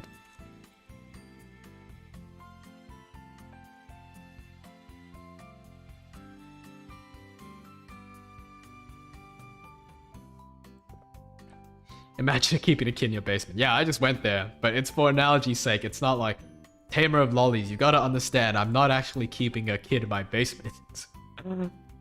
Don't call the police on me. I swear I'm innocent, officer. So, there are illegal dog breeds in Australia. You can't breed or bring in an American Pit Bull Terrier, or an American Bulldog or Mastiff, or American Staffordshire Terrier. I realize a lot of these prohibited dog breeds are American. I'm not sure why. Let's find out. So the belief is that these certain dog breeds are dangerous to people. They pose a danger because they're bred to be really aggressive, and I think it's a really gray area. Like, there's some research that shows that if you socialize a dog properly, or to some extent, if you socialize a dog well, the chances of them harming people and other animals and other dogs and, are quite low. So, some people think that having illegal breeds is just bullshit. I'm kind of on the fence about it, because there's been studies of wolves. So they did studies of wolves. What exactly makes wolves? Some wolves in general, they're pretty misunderstood. So wolves are my favorite animals. They're misunderstood animals. Society paints them as this killing machine that will eat your babies. That's not exactly true. They're pretty timid. They don't like to mingle with humans, but sometimes genetically some wolves are just born a little bit more friendly than others, and they're not afraid to venture and play and just like, be a bit more curious and check out the humans and the dogs in the area. So there is some genetic basis to aggression in pets and animals, dogs included. But if you can but you've seen like those weird stories about elephants raising baby tigers and stuff like that, and I feel like with socialization can really fix a lot of issues of aggression. So yeah, I'm talking about all of this, but let's bring it back. Let's bring it back to the Shiba's aggression. They're aggressive, yes, but if you socialize them well, no. Make sure you socialize your pets at a young age, guys. If you get a dog, let them play with other people. Let them check out other dogs. Let them play with other dogs. This is so they know that dogs in general, other dogs and other people in general, they're not enemies. They're like friends, and Then in that way, your dog won't grow up to be this really aggressive, uncontrollable monster. 20k DPS. Yeah. So they get a 3 for protect though, because they are possessive dogs. I gave them a 5 for speed, namely because these dogs are escape artists. They teleport behind you. They go nothing personnel, kiddo, and then they kill you instantly with the sword in their mouth. They're like ninja dogs. These sheeps are fast. I give them a. I used to walk a sheep for a friend. This sheep was so smart. You could not catch him. He would somehow get out of his harness. So he had this harness where it wraps around his body. It's like body armor, but for dogs. Hey, Vontel. Ninja dogs. Yeah, I'm just imagining the Konoha ninja headband around this sheep. That's basically what a sheep is. So I used to have it. I used to walk a sheep, right? And these sheeps were total ninjas.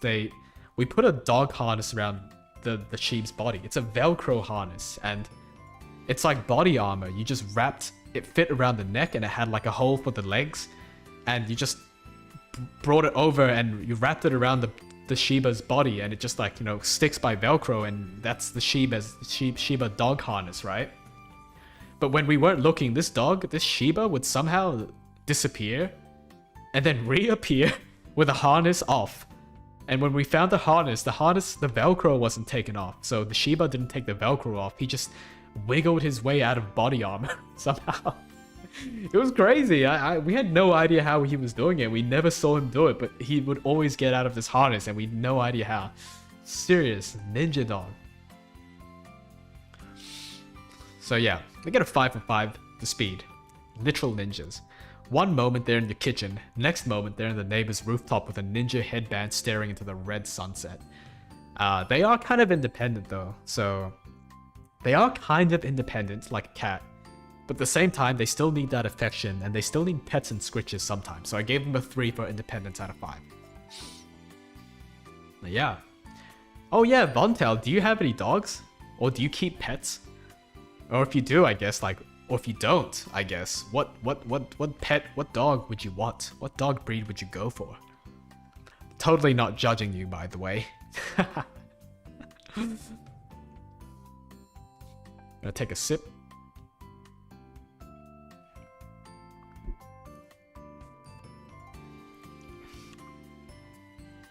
Okay. Next slide. German Spitz. To be honest, I don't know much about the German Spitz. And this is the last dog I have on my list. I have 2 dogs. They're golden retrievers. I used to help watch a bull terrier. Ooh, okay. Cool. I kept 2 labs. They're pretty much golden retrievers.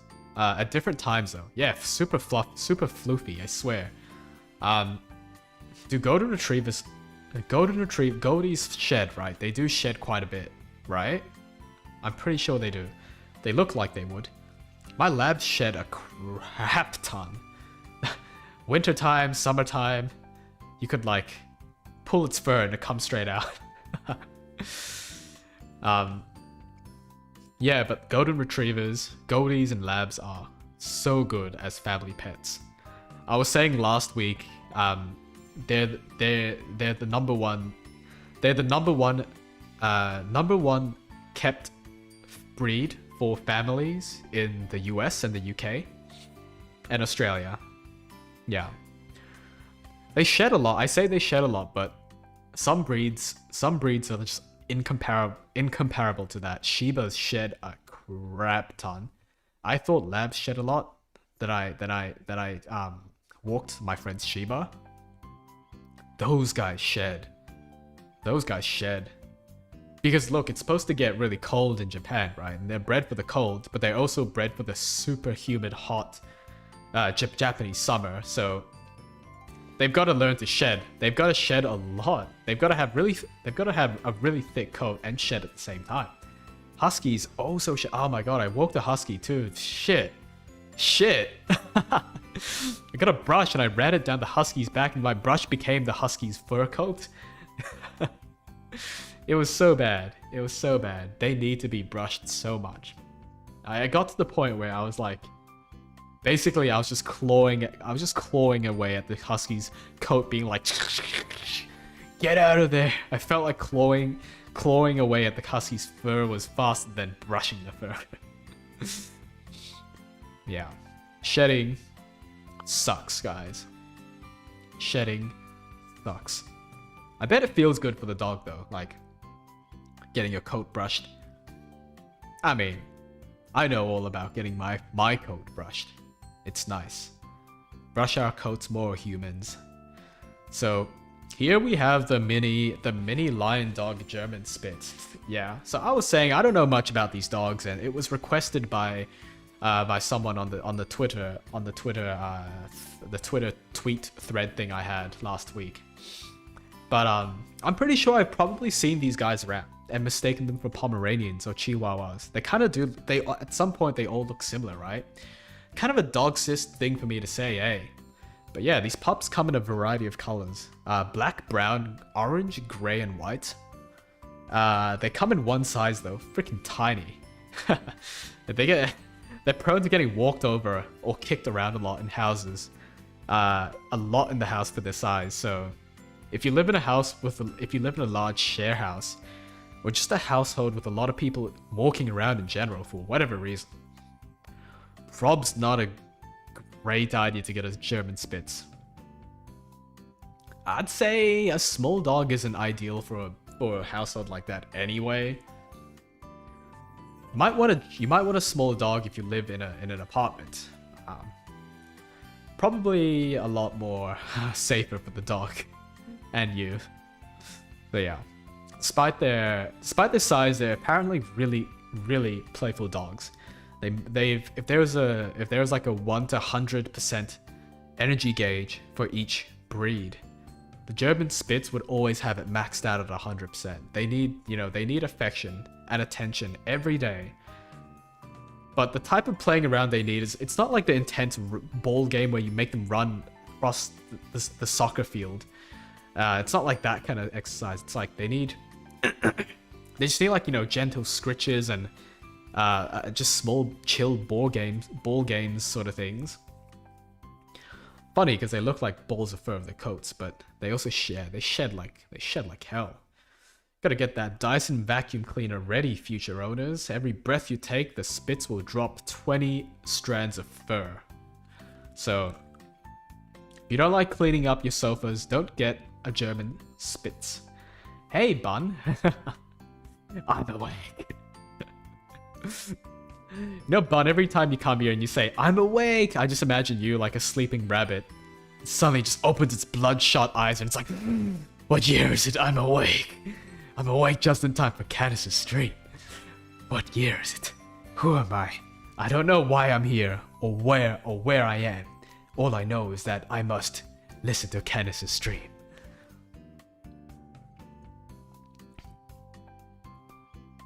Unfortunately, I plan to get another dog done for today's presentation. That is indeed what I just did. What time is it over there? If I recall, you are in PST, right? So wouldn't it be like 7 a.m. there for you? 8 a.m. maybe 9 a.m. ish. That's hella early. I can't imagine waking up at 9 a.m. The German Shepherd next door always wakes up at 7:30 a.m. though. Lying in bed, catching your stream on my phone. Ooh. I'm flattered. It's like, I feel like streams are best watched in bed. You feel so comfy. You feel so warm. Don't want to get out. But you're not fully awake. So you just chill at someone's chat room. Love it. Do you have a dog, Bun? Or like a pet? I'm sure you have rabbits. Surely. Okay. Boom. German Spitz. So, I found out, it seems that a lot of the doggos I've reviewed today are hella stubborn.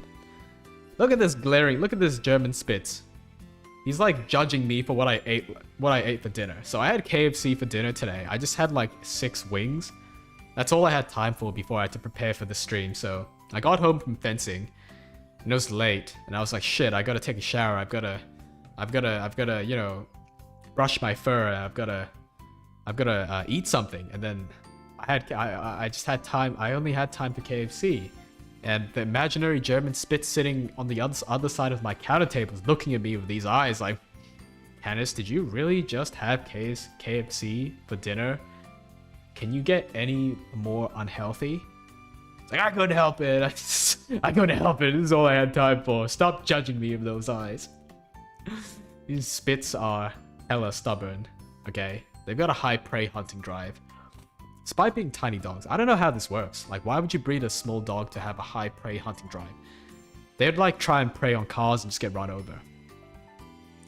But yeah, basically that's kind of the gist. Like, I think small dogs in general, they just want to chase every moving thing until it stops moving. Or I guess until they stop moving. Dark humor, but yes.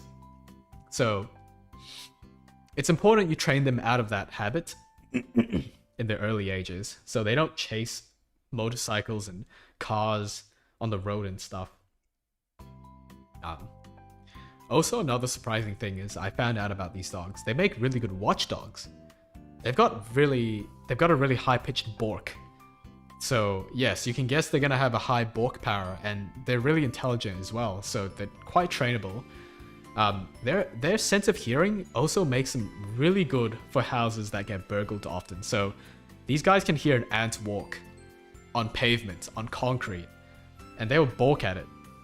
So this also, I guess this also means they're quite territorial. So they don't get along too well with other dogs. But like I was saying before, if you socialize your dog well, it shouldn't be a problem. I love small dogs. But I was saying I don't like small dogs. They're no fun. You can't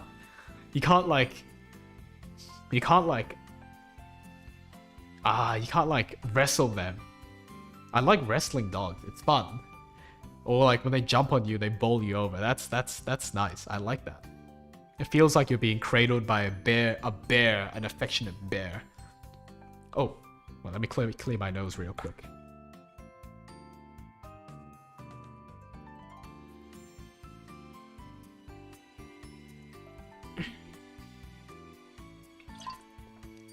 Speaking of bears, I was reading this article about this elderly Russian couple living in the countryside. They kept a bear as a pet, and this bear would sit. They trained this bear to have table manners. So the grandma was really a traditional proper grandma. This grandma doesn't take any shit. You know how it is with babushkas. That means Russian. That means grandma in Russian, by the way. You know how it is with babushkas. They don't take shit. If you don't listen to them, they'll get that wooden spoon in the kitchen. They'll beat your brains out, right? Don't mess with babushkas. They mean business. And this bear that this elderly couple in Russia, in like Eastern Russia, did not mess with the babushka. The babushka trained this bear to, sit upright on the seat at the dinner table for breakfast, lunch, and dinner. I think the bear only ate lunch and dinner though, but it would sit at the table for breakfast as well, and just sit upright and just sit at the dinner table. I thought it was so funny. They had pictures as well. And on lunchtime, the bear would sit on the dining table outside, and they would prepare this bear 20 kilos of food, 20 kilos of fruit and vegetables and meat and grains and stuff, and for dinner it'd be the same amount. So can you imagine buying 20 kilos, 30 kilos of food every single day for someone in your family? That's crazy to me. I wrestle my friend's corgi. Puppy sitter corgis. Little thing likes to jump on me. Yeah, I guess it's adorable. But I like rough housing, I guess, rough house play. In the say-so way, not in that way, if you know what I mean. It's fun when the dog can wrestle with you and just like almost pull you to the ground. Or when you stand next to a lab and its tail's like wagging really hard and it smacks your leg and it actually hurts. Rough housing. Rough housing. That's me, brother. I love that thing. Love that kind of thing. Despite being a 2-meter dog, I love that kind of thing. But yeah, it's I just like bigger dogs. It's a preference thing, guys. Big dogs would consume me. I guess for smaller people with smaller statures, you probably want a small dog. Yeah, they're easier to handle. Sometimes big dogs are difficult to handle because they drag you around when you walk them. Especially if you're like a smaller person yourself. Yeah, anyway, we're getting back to the German Spitz. Like they want to flex their size over me. Oh, but how how small are you? Are you on a scale of German Spitz to Dalmatian to Akita Inu? How small are you? Or how big are you? So I was talking about the German Spitz, right? And they don't warm up to strangers easily at first, and they'll be defensive against them. That being said, you know, they may not always actively defend their territories, which makes them really weird, as they're like this hybrid build, not exactly meta build of guard dog, of watchdog. It's probably why they're not too common. Like they'll watch your property, they'll watch your territory, they'll bark when someone intrudes. But sometimes they won't do anything. I think that sort of defeats the purpose of having a watchdog. Now, if you want a watchdog, might as well go all the way and get an Akita Inu who will literally wrestle and fight tooth to claw to bone for, you know, anyone who intrudes. I guess the German Spitz is a good mid-ground between some security and like floof and cuteness, I guess. 153 cm pause. My lab would be like half your size. I love labs so much. Labrador. But yeah, at least the German Spitz will warn you when shit goes down. So they don't really have many health complications, but you know, apparently German Spitzes are really prone to gain weight. They have high energy levels, which makes it easy for them to lose weight. But they probably have like a pretty good appetite to go with it. Usually, they need about half an hour to an hour long walks per day for a dog that size. And on top of that, you need to have like a good chunky play session with them. Otherwise, they'll just be like running around and hyperactive and destroying everything, clawing away at your carpet and your sofa, chewing up everything. You know, you gotta work these dogs. What do they eat? I guess, it's just a mixture of dry and wet dog food. People say, so a lot of people think wet dog food is just straight up better. Not always true. If anything, wet dog food is, I guess, if you feel like if you want to give your dog some variety and maybe a bit of water in their diet, wet dog food is good in summer because of the water content in food. Though, value for money wise, dog biscuits are usually the way to go. And you also want dog biscuits because dog biscuits are hard. And hard means it cleans their teeth when they bite through the biscuits. The hard grainy texture of the biscuits will just clean their teeth, the plaque off their teeth. And you have, and it doubles as like, as like a dental cleanup, almost. The issue of wet food though is you get half, 50%, 80% of what you're buying in a can of dog food is It's just water. So you're paying, and it's also more expensive for what it is. You're paying a premium for water, really. The nutrition-wise, you get a lot more in dry food. But dry food is dehydrating. It's obviously it's really dry. So when you eat, imagine eating a tub full of biscuits. You just want to drink something right off that. It's the same with dogs. You need it. They drink a lot.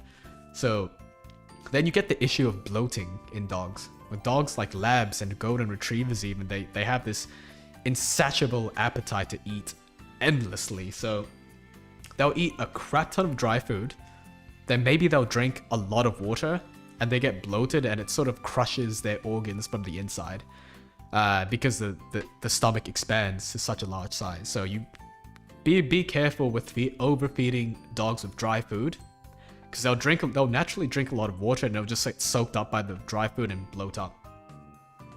A mix of both, yeah. So Vontel is saying like a mix of both is good. Dry food in the mix and a spoon of wet is a good mix, I guess. I personally feel a bit empathetic. Like, can you imagine being a dog and just eating the same dry biscuit food? They really enjoy it because, you know, you look at them eat it, they're like, but then they have it every day, and I just can't help but feel like, oh, it's kind of sad, you know. I want to feed them a variety of food.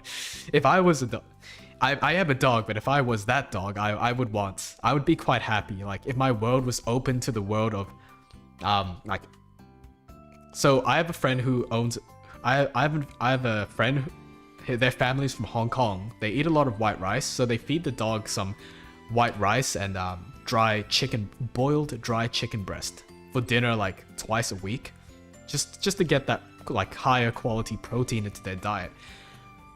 White rice, I'm not too sure about white rice in they're small dogs, Shih Tzu. I'm not so sure about white rice in a dog's diet. White rice is a really refined carb. It's just like, it's a lot of, you get a lot of energy that gets metabolized just like boom. So you eat white rice, the dog eats the white rice, and it just gets turned into energy so fast. It digests instantly, and if you don't exercise them after they eat that much refined carbs, it gets converted to the fat. So then you get issues of, you know, fat lined in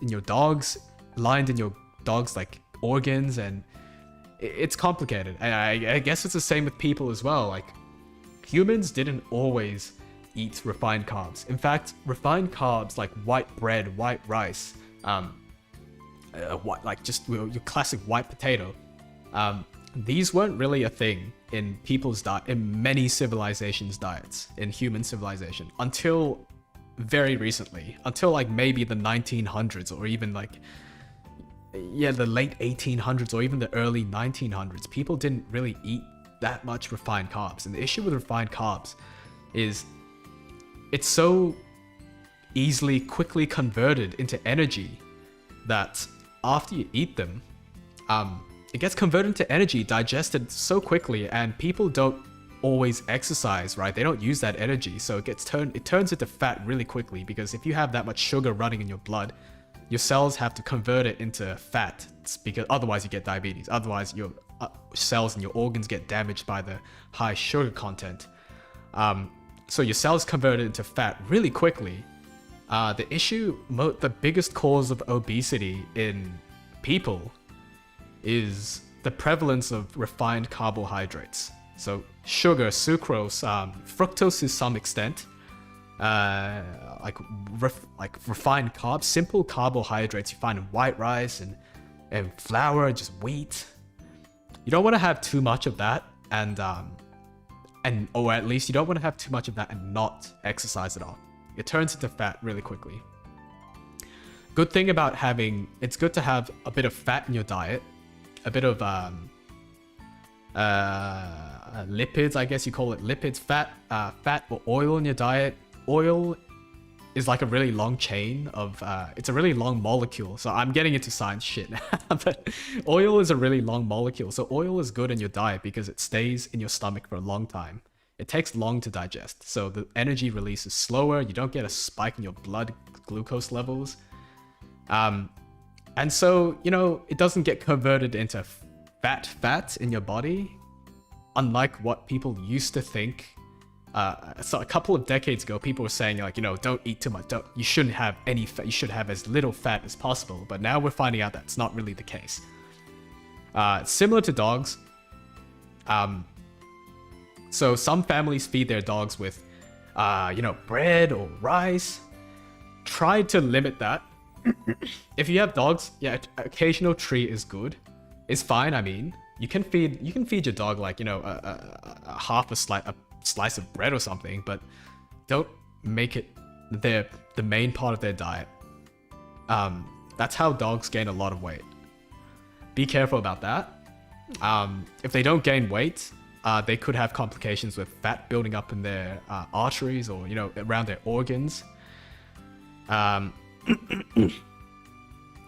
good mix, like Vontel was saying, is, yes, dry food with a little bit of wet food. The wet food is for the hydration part, and I guess you could say it's like, you know, variety for your dog, so your dog's happy. The dog will probably enjoy the wet food a little more, probably. Probably. But dry food is really important. I reckon dry food should be the majority of your dog's diet. Make sure they get water. Dry food is really dehydrating. And yeah, don't overfeed them for sure. Tamer of lollies, yeah, you're right. Don't overfeed them. It's so simple. Make sure you weigh out how much you're feeding your dogs.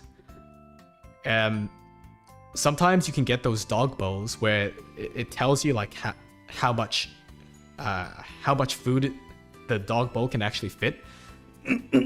Like some dog bowls tell you like, oh, this is going to be 300 grams of dog food, or like, you know, 400 grams of dog food. So you fill it up and you can expect somewhere around there. It's good to have those kind of dog bowls, or at least to measure how much food your dog bowl holds, so you know how much you're feeding your dog. Another thing I'd like to talk about is, so some people like to leave food out for their dogs. Some families just, especially indoor dogs, their dogs don't have a feeding routine. They just leave a tray of, you know, dry dog food out, and the dog can just go and eat it anytime. That's not good. And it's not good because when an animal in general, when they have access to food, they sort of lose their appetite and their willingness to eat in general. So, and that's in itself, it's not good, because when you can't really monitor how much you're eating as well. You don't know when the last time they ate was. So, sometimes you get underfed dogs. I guess it's rare, but more of the time you get overfed dogs, because the dog doesn't really know how much it's eating, and it's just eating whenever it feels like it. And finally, when it's time for dinner, it's like, oh, I don't feel like eating. So, don't let your dog graze. Make your dog eat their dinner in that sitting. If they don't eat it, if they can't finish it, or if they just don't want to eat it for whatever reason, pack up the food, you know, put it away. Don't leave it out for them to eat it. Make them eat it, or they don't eat it. Yeah. Sure, they might go hungry, but at least you maintain that routine for them. So the routine is really important for dogs as well. You don't want them feeling hungry at the middle of the night. You don't want them, because hunger makes dogs stressed, and stress can kind of like, you know, stress affects everyone. You get complications with how active they are and how healthy they are, how well they develop. Don't keep them stressed. Basically, is what I'm saying. My dog is a fat senior now. Lol. Vaughn, did you leave food out for your dog, or like constantly? Because don't do that. So many of my friends' families do that, and I'm just like, I can't just tell their parents to not do it, but it kind of hurts a little, eh? I feel you, Mr. Dog. I'm in pain when I watch you.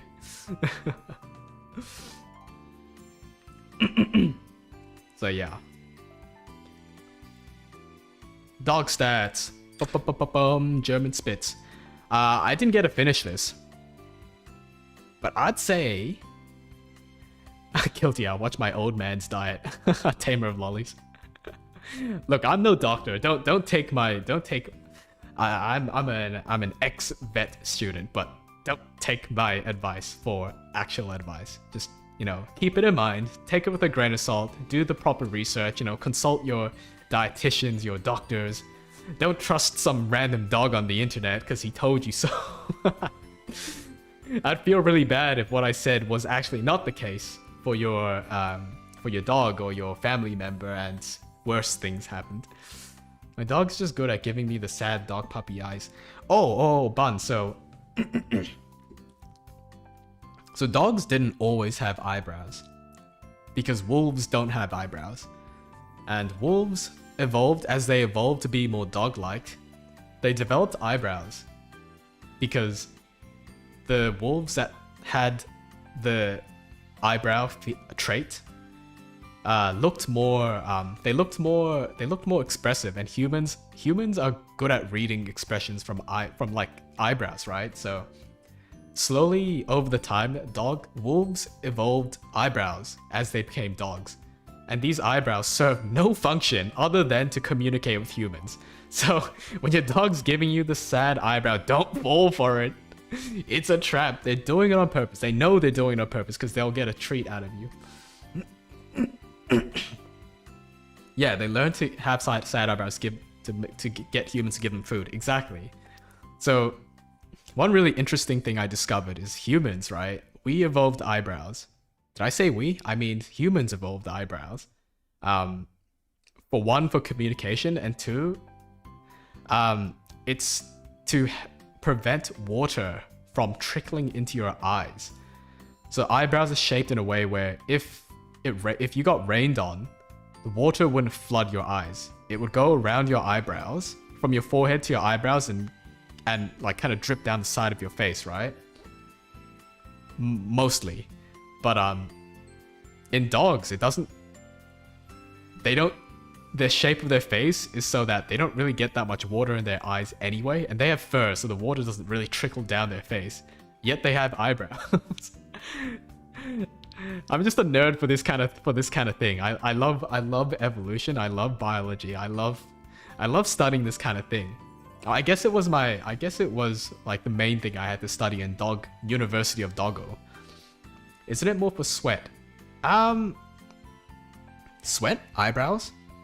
I'm not so sure about sweat and eyebrows, but the info I was privy to from my high school textbooks was for obviously nobody's really 100% sure what eyebrows are for, but one of the more accepted reasons is to funnel water away from it like flooding your eyes. Yeah, and also to catch sweat. So when I say water, I actually meant sweat. No, I meant water, but also sweat. Yes. It's a catch sweat, yeah. Water and sweat in general, so it doesn't flood your eyes. I wish I had a dog. Hey, Ice. Hello. Oh, Ice, do you live in a place where you don't have space for a dog, or is it more of your family or the people you live with don't want dogs?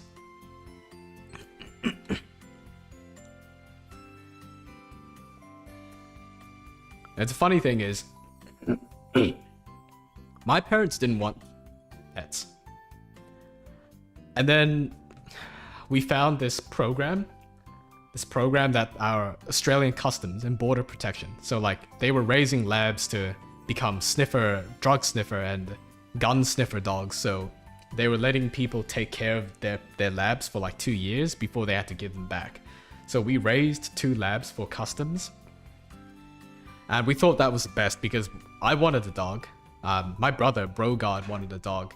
But my parents were like, no, if we get a dog, it's just so much work. We don't want a dog. But when we got the first lab, they were so happy. They're like, oh, who's a little cute patootie woody? Who's a good girl? They loved that dog. But then when we had to give the dog back, we're like, okay, so you like having it was obvious that you enjoyed having a lab. Can we get a lab? Then they were like, nah, let's not get a dog. So it's usually like a fear of commitment thing with parents, I feel. They don't want pets, but the hellspawn cat refused to leave, so they have that now. What, you have a cat just wander into your house and just bunk there? Can I do that? Can I just walk into your house and chill there? Feed me ice. Mwah, mwah, mwah, mwah, mwah, mwah. Bum ba dum bum bum bum ba dum. So yeah, friendly German Spitz. Pretty friendly, moderate bark power. Not so intimidating, but pretty good, pretty voicey bark. You'll know when a German Spitz barks, you'll know that it's a German Spitz barking. German Spitz though, they have a high protect stat because of their like their protective nature, I guess. Like they're just very stubborn and very hold my territory kind of breed. So they protect. They don't attack always, but they always protect. As for the speed, I wasn't quite sure. I couldn't find much info on how agile these little guys are. I'd say though, because little dogs are usually quite agile, I think this German Spitz would have like a 4 or a 3.5 star rating for speed. As for independence, maybe 2 stars. They get separation anxiety. So German Spitz, you need to make sure they have attention. You need to make sure you show them affection. Otherwise they get lonely and they start to like get very anxious and sad and bark and cry a lot. So can't really leave these dogs alone. They've got to be shown attention. They're not that independent. And maybe a 2 out of 5, I'd say. Oh, it sounds like my neighbor's cat. Oh, the German Spitz, right? I used to like cats. I still do. I like the Scottish Folds and the Maine Coons. No, not Maine Coons. Forest cat, Norwegian forest cat. But they're just not that fun to interact with. Like a couple of my friends have cats. When I visit them, I'm like, oh, kitty, kitty, come here, little kitty, and they're like, huh. And I'm like, oh, really? Sometimes they feel like playing and that's cool and all. And I guess they're cute. They shed a little bit. They're clean because they clean themselves. But they just don't want to play with you. And that's kind of boring, I reckon. I'm not too into cats anymore. You like cats slightly more than dogs? Oh, tamer of lollies. Oh no, we can't be friends anymore. I see you peeking over to that cat girl VTubers channel more than you look at mine. I'd have a bunny if my dad wasn't deathly allergic. Ooh. That's sad. Animal fur allergies. Not cool. I'm sorry, Emmy is just super sweet. How dare you, tamer of lollies. Are you saying I'm not super sweet? Is that what you're saying? Is that how it is? Got my eyes on you. Got my eyes and my eyebrows on you.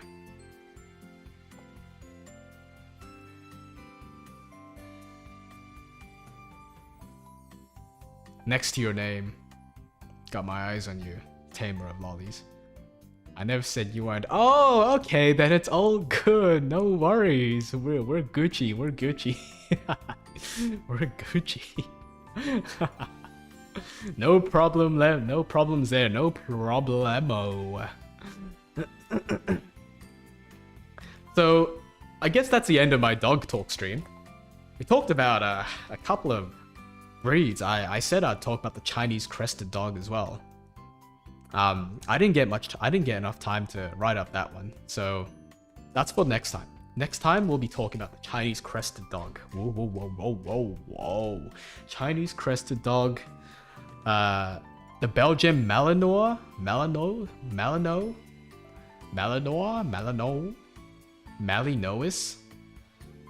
Yeah, that dog. And I wanted to talk about wolf dog hybrids. So in some parts of the world, namely I think in North America and Canada, you guys have like there are some people have raised wolf dog hybrids, and they look like wolves, yeah, but they're more like really friendly dogs.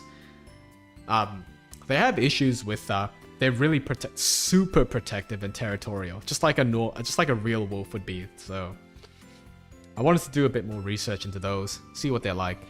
We have dingoes here in Australia, so we have dingo dog hybrids. Yeah, they're really protective and loyal. Like they'll literally protect you with their lives, but at the expense of basically biting everyone that looks at you wrong. So that's pretty cool. I feel like I'm being hunted. Don't worry, I won't hunt you. I'll take your soul another day when the time has come. My mom tried to get me a bunny. That's how we found out my dad's allergy. Oh, you get to give the bunny back. No, that's so sad. Your brother had to share a bunk bed. He heard you sob for half a year. Oh no, buttons. You know, when you move out, or if you ever move out with your brother, I don't know if that's a thing. I feel like it'd be pretty normal for me to move out, and for me and my my brother, Brogard, older brother, to just like to bunk mates, basically, to roommates somewhere. Dingoes aren't the friendliest bunch. They're wild dogs. So when the British settlers came to Australia, they brought dogs with them, obviously, but some dogs got off leash, or some people just moved away and forgot about the dogs, and the dogs became wild, and they just fended for themselves. They became return to monkey. Yeah. Hey, HG Zin san. EAE, hello. HG Zin san. EAE. We don't have wild dogs near Canada. Yeah, you guys have wolves. That's close enough to a wild dog, I guess. So yeah, our dingoes are just wild dogs. They're not very friendly. If you get close enough to pet them, it's probably because somehow they haven't noticed you, or they're asleep and they'll nip you and run. Maybe you guys have heard of that dingo ate my baby story, where apparently like this couple was like 40 years ago. This couple was kept camping in the outback in like the deserty area of central Australia, and then they had a newborn baby, and this baby one day disappeared. And the police were like, seems like one of you guys murdered your babies. And then they were saying, no, we didn't murder our baby. A dingo literally took and ate our baby. I saw a dingo eat our baby. And they couldn't prove it for a long time, so they got jailed for murder. And in the end, apparently a dingo did actually take their baby. Apparently. So there's like this joke that goes up to now about dingoes and Australians. We just say like, just make a joke back to that one time a dingo ate the Chamberlain's Chamberlain's family's baby. I'm Portuguese. Oh, hello, HGs, and hello. How do you say hello in Portuguese? Hello in Portuguese. Hola. Have Discord, puppy. Yes, I do have a Discord, but not a Discord channel for me. It's a personal Discord. So I don't really have a Discord in that sense. The answer is yes, but no.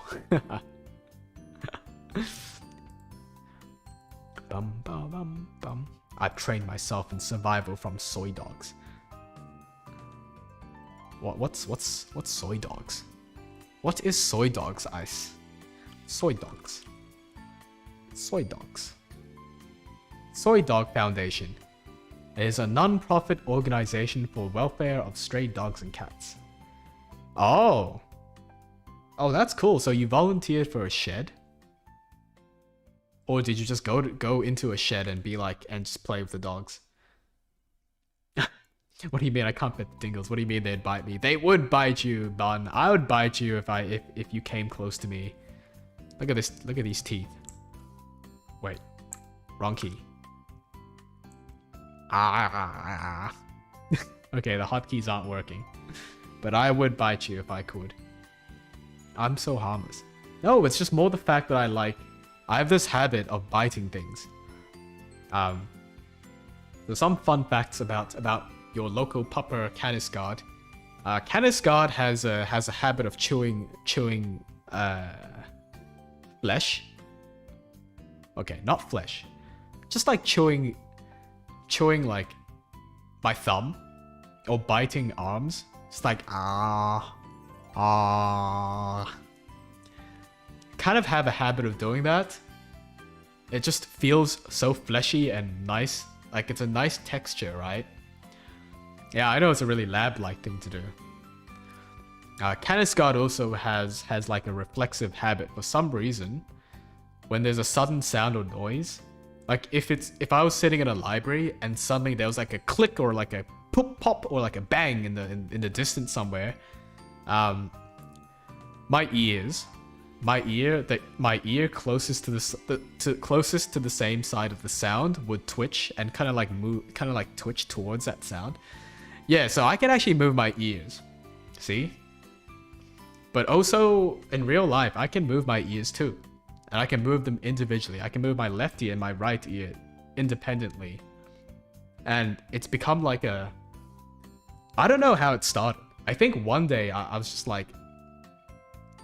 just like seeing if I could react it to like certain sounds in the distance. And one day it just became a habit and it became a muscle memory. And now every time there's like a sudden sound in the distance, my ear just goes whoop. It's weird. It's weird. As a bun, my only instinct is to gnaw on wood. Gnawing on wood is pretty nice. You know those popsicle sticks when you finish eating like an icy pole or a popsicle stick? You get the stick and you just chew on it, like, and it tastes like wood, obviously, but it's a texture, it's a feeling. Oh, so good. Got rid of my old bunk bed. Dad found teeth marks at the railing. What the heck, Bun? You chewed up your bed?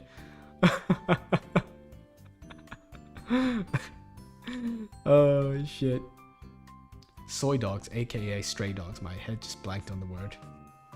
That's why I have big buck teeth. La la la la la la. Check out my teeth.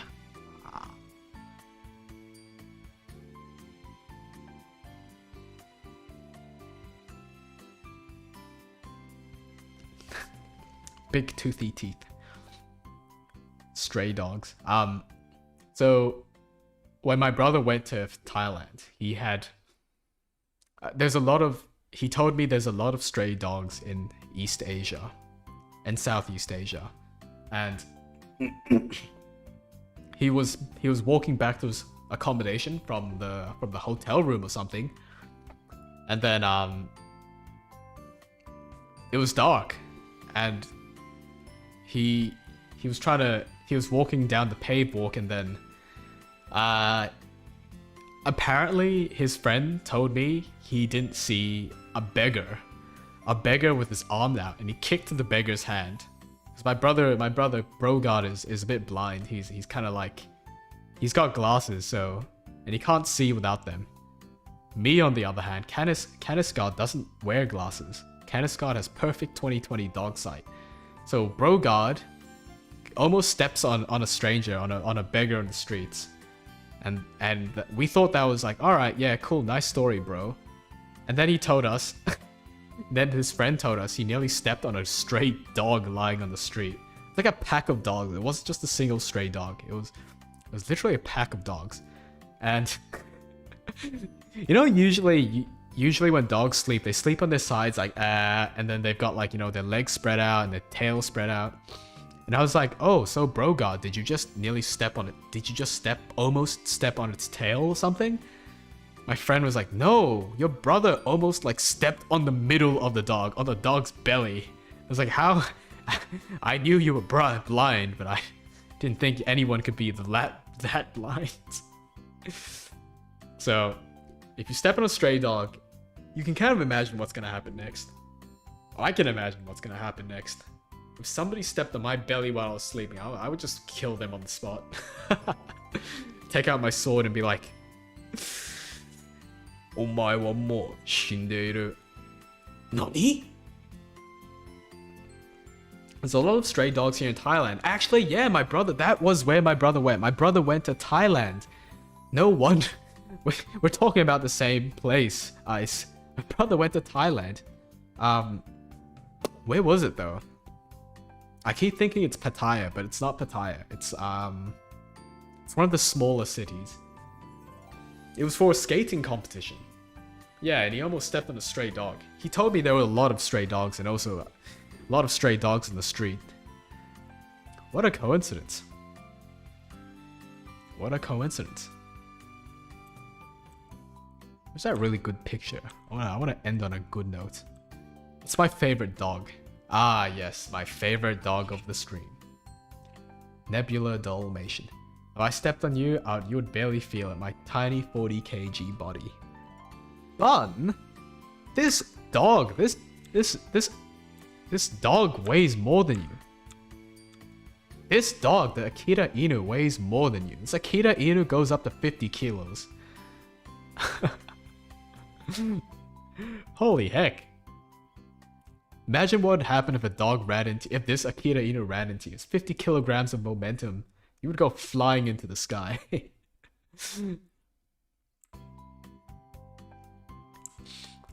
Bungo Stray Dogs. I haven't seen that anime yet. Although it looks good. It looks good. Stray Dogs. There's at least one stray dog in front of every 7-Eleven enjoying the aircon. You know, that's me too, Icing. I've been to Thailand once as a young pupper. It's really humid. There's no season there. It's just like always, it's always summer, humid summer. The 7-Eleven's so good. So you're drenched in sweat because it's so humid. And then you walk into 7-Eleven, it's like, oh, I have ascended. I have become dog god. Same in Japan. Japan 2 years ago. Japanese summer. Very bad. 100% humidity. 39 degrees. You walk outside and suddenly your body becomes sweat. It just becomes water. You become a slime VTuber, but in real life. And then the convenience store, the 7-Eleven door opens, and they're like, "Irashaimase!" Ding dong, ding dong. And, whoa, the gust of cold air. Whoa. Basically, we would just stand in front of inside, or like pretending to be on our phones or browsing for food or drinks, leeching the aircon. So good. Our seasons are hot with rain and a little less hot. Yeah, it's basically the same as Singapore. It's either hot with hot rain, or just a little bit less hot. Stray dogs gotta get their air conditioning. That's right.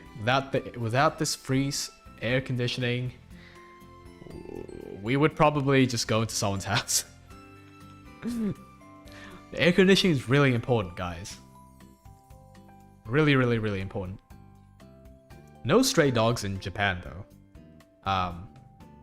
You don't really get stray dogs. They get captured and they get put into a pound. Kind of sad, I guess. Well, that's the way it is. A lot of stray cats, though. Not sure why there are no stray dogs, but there are stray cats. Wait, where are the dogs going? Where's One-chan?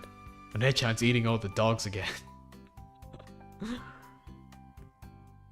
All right, guys. So next stream,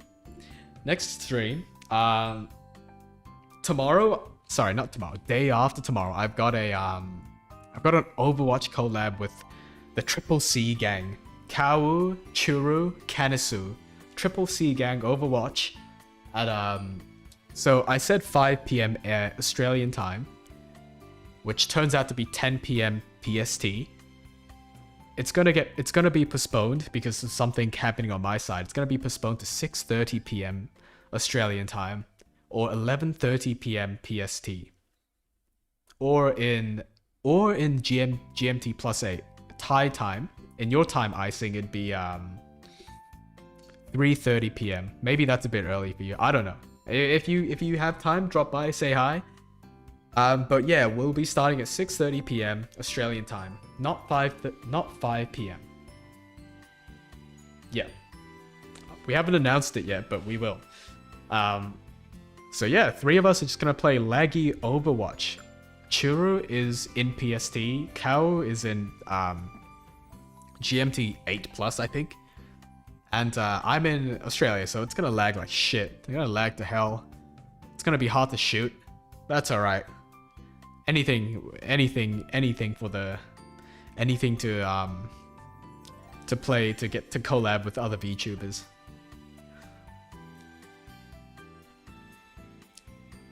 Yeah, thanks for coming along, Tamer. Thanks for coming along, Cynic and Bun. And I don't know if Vontel's still here. Vontel and HG's in. If you're thanks for making it to the stream and listening to me rave on about.